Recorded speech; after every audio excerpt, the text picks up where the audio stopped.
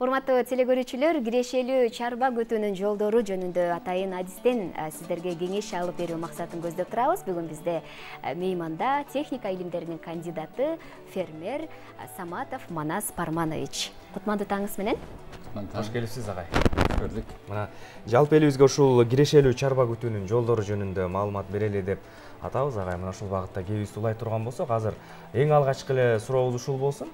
Кыргызстанда эң кирешелүү деп аталган чарбанын кайсыл түрү эсептелет? Жакшы суроо. Алгач мен мамлекет менен биздин 500 миңге жакын фермерлердин ортосундагы мамиленин формуласы жөнүндө айткым келет. Тилекке каршы акыркы ошо 32 жылда биздин бошондук алган жылдардан бери дооматчыл доктрина колдонулуп келди да. Азык түлүк коопсуздугу, ирилештирүү, колхоздоштуруу, кооперативлештирүү депчи. Мындайча айтканда биз эски колхоз совхоздук системаны, башкаруу системасын сактап калып, а бирок турмуш алда качан алга жылып кетти, өзгөрдү. Жер менчик, жерге болгон мамиле башка, элдердин муктаждыгы башка, турмуштук талаптары башка дегендейчи. Ошон үчүн азыр ошол доктринаны карап чыгып, башка формуланы колдонушубуз керек. Бул формуланы мен мындай деп табар элем. Кирешелүү чарба күтүү. Бирок айыл чарбасында жалпы алганда, мисалы үчүн киреше өтө аз. Киреше өтө аз. Түшүктүү, татаал бизнес, агробизнес. Эми мына биз алгачкы боштондук алган жылдары арпа бууза сепкенде да унутуп калган экен биздин кишилерчи. Колхоз совхозда өзүнүн агроному болгон, директору болгон, карапайым тракторист же болбосо жанакындай колхозчу ошонун технологиясын да унутуп калган экен. Ошон үчүн алгачкы жылдары сепкен буудайларыбызды кара көбө басып, көп кыйынчылыктарды башыбыздан кечирдик. Кийинчерээк киреше жок болгондуктан техникалык өсүмдүктөргө өттүк, мисалы үчүн. Ошол эле акыркы жылдардагы бир көрүнүштү айтсам, кызылча, кант кызылчасын сеп, чүй боорунда бир топ көкүрөгү көтөрүлдү фермерлердин дегендейчи. Бирок дагы эле болсо, бул техникалык өсүмдүктөр болсун, арпа буудай болсун, же чөп айдаганда айылдагы үй бүлөлөрдүн кирешеси таптакыр, өзүн өзү чыгымын араң каптайт экен да. Ошон үчүн акыркы жылдары биз ошол кирешелүү тармак деп табылган бүткүл дүйнөдө техникалык өсүмдүктөргө салыштырмалуу 7-10 эсе рентабелдүүлүгү жогору болгон багбанчылыкты пропаганда жасап келе жатабыз. Экинчи жактан биздин климатыбыз аябай ылайыктуу. Себеби көпчүлүк өйдөрактар салкын абаны жакшы көрөт. Таза абаны жакшы көрөт. Канчалык аба таза, суу таза болсо, демек аларды жанакы дарылоого кеткен чыгымдар аз болот. Биз кошуна өлкөлөргө караганда дагы атаандаштыктар уктуп келе тургандай өндүрүштү уюштурсак болот. Бирок тилекке каршы ушул багытты жайылтууда дагы кандайдыр бир жипке тизгендей иреттелген саясат жүргүзгөн киши жок болот. Жанагы баягы эле азык түлүк коопсуздугу деген шылтоо менен кумшекерди импорттоп атышат, шылуундар. Биз элди кумшекер менен камсыз кылышыбыз керек деп туруп, бул деген сөз биз жат мамлекеттин фермерлерине окат нан берип атабыз деген сөз. Өзүбүздүн кызылчачылар бир ирет банкрот болушту, 19-жыл болуш керек. Экинчи жактан ошо таптакыр өндүрүш эмне экендигин, айыл чарба өндүрүшүнүн өзгөчөлүктөрүн түшүнбөгөн министрлер экспортко тыюу салып, таптакыр жапайы чечимдерди токуп, элге тоскоол болуп келе жатат. Фермерлергечи. Ошон үчүн мен дайыма айтып келем. Биз өлкөдө ошо үй бүлөлүк фермерлик чарба жөнүндө мыйзам жазып кабыл алышыбыз керек. Анткени өлкөдө өндүрүлгөн 97% продукция, айыл чарба продукциясы, ошо дал ошол үй бүлөлүк фермерлик чарбалар тарабынан өндүрүлөт. Демек, биз ар бир фермерге болгон мамилебиз 100-дөн 100 болуш керек. Ошол қаржы мекемелері болсын, мемлекет, үкімет болсын, айыл шаруашылығы министрлігі болсын, ошо фермерлермен түзден-түз иштеш керек. 32 жылдан бері барлық министрлермен біз иштешип келе жатабыз. Bir ғана жақсы іштеген министрді айта кеткен болады. Бұл Искендербек Рысбекович Айдаралиев аябай тырышып көп әрекет қылды. Андан кейін мына біз ассоциациямен иштешебиз деп тұрып, негізгі масса фермерлер масса четте қалып эле жалаң эле ассоциация жонса бай колунда бар бир уч фирмалар менен иштеп министрлик. Ошондуктан биздин айыл чарба өндүрүшүндөгү кырдаал өтө оор бүгүн. Агай, анан биздин областтар, аймактар баягы жер кыртышы, айыл чарбачылыкка болгон шарт ар бөлөк да. Анан мал чарбачылык бир областта өнүккөн болсо, бир областта тескерисинче баягы жер айдоого көбүрөөк басым жасаш керек болот. Ушул жагдайларда дагы сиздердин өзүнчө атайын ыкмаларыңыздар бар да. Мындай да. Мисалы үчүн ошо Талас болсун, Баттен болсун, Ысык-Көл болсун, ар бир айылда, ар бир коктуда, ар бир капчыгайда биздин ата-бабаларыбыз кылымдардан бери жашап келе жатат. Жердин сырын ошолордон жакшы эч ким билбейт.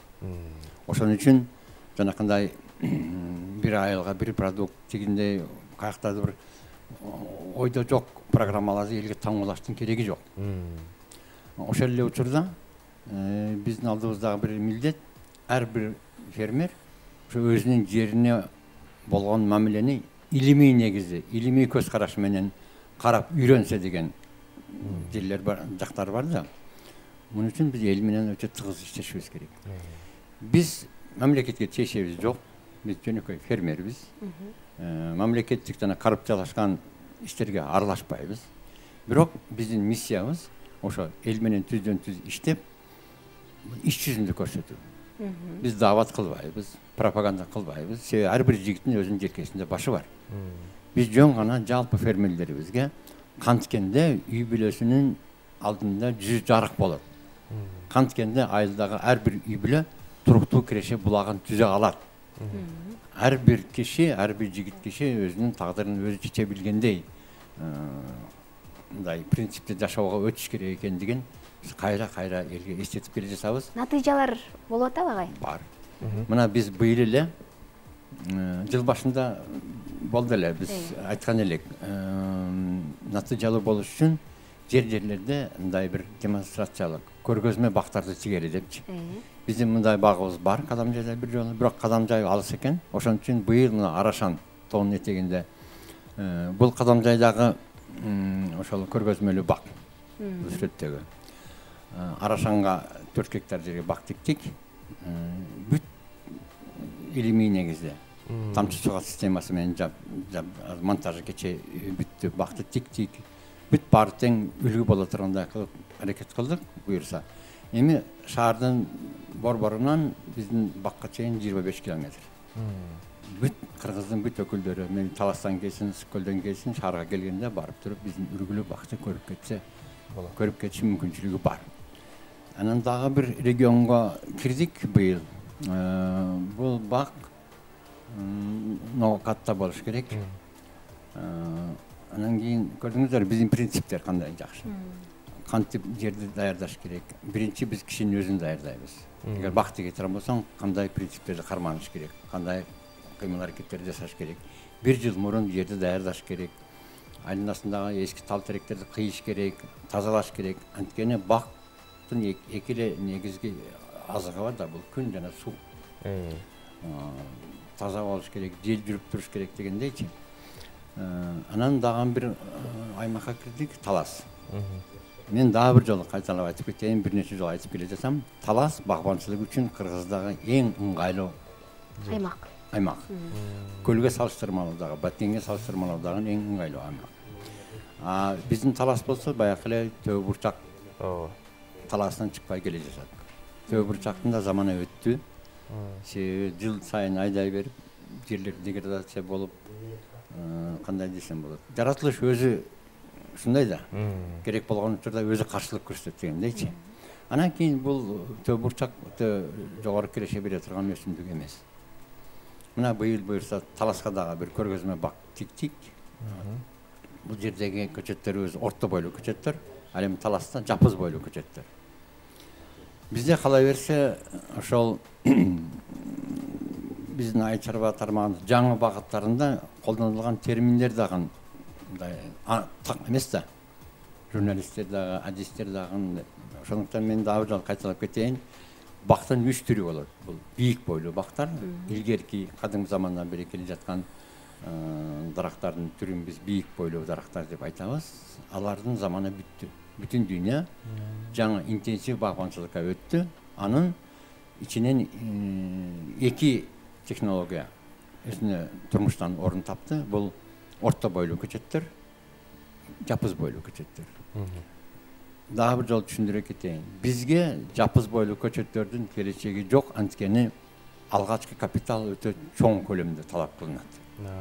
Жанагы көрпөңө карап аяк узат дегендей, биз ал технологиядан ичине карманышыбыз керек. Жалпы элдин мындай финансы жактан караганда ошондой акыбалы жакшы эмес. Демек орто бойлуу көчөттөр. Орто бойлуу көчөттөргө чыгым 4-5 эсе аз кетет, алгачкы бакты көбөйүп кеткенчи. Андан кийин орто бойлуу көчөттөрдүн Америка. Учу кыйры жок бактар бар. Орто бойлуу көчөттөр Америкада. Америка дүйнөлүк мекендикте лидер бул жагынанчы. Биздин милдет Американы ачыш эмес. Биздин милдет, биздин миссиябыз ошо дүйнөдөгү эң алдыңкы технологияларды, инновациялык чечимдерди алып келип, көрсөтүп, элге жайылтып, эгер ошентип айылдагы 4,5 миллион элдин турмушун бир тепкичке көтөрсөк дагы жалпы өлкөнүн көкүрөгү көтөрүлө тургандай шарт түзөтүлгөн. Атан жакшы. Жыйынтыктап айтканда, теле көрүүчүлөрүбүзгө кыскача кайрылыңыз. Урматтуу туугандар, заман ушундай. Айрыкча айылда жашаган улан кыздар дайыма илимий негизде, мал базардагы ушак менен, көрүнгөн көчөдөн келген дааватчылардын сөздөрү менен эмес, илимий көз караш менен, илимиңизди, тажрыйбаңызды арттырып, кандайдыр бир жаңы кадамдарга барыш керек болсо, коркпой аракет кылыш керек. Себеби эч качан жерге жасаган мамилеңиз, жакшы мамилеңиз, эмгегиңиз текке кетпейт. Ооба. Ийгиликтер каалайм. Эремгегин жер жебейт деген кеп бекер эмес. Рахмат айта агай, бар болуңуз аны ишиңиздерге. Рахмат. Техника илимдеринин кандидаты, фермер Саматов Манас Парманович бүгүн бизде мейманда болду. Урматтуу теле көрүүчүлөр, берекелүү, жемиштүү, баягы дайыма жемиш төгүлүп турган чарба болсун дейли, аны дайыма таманак маңдай тери менен эмгек кылып иштеткен биздин эмгекчил элибиз аман болсун дейли. Көрсөтүүбүздү улантабыз.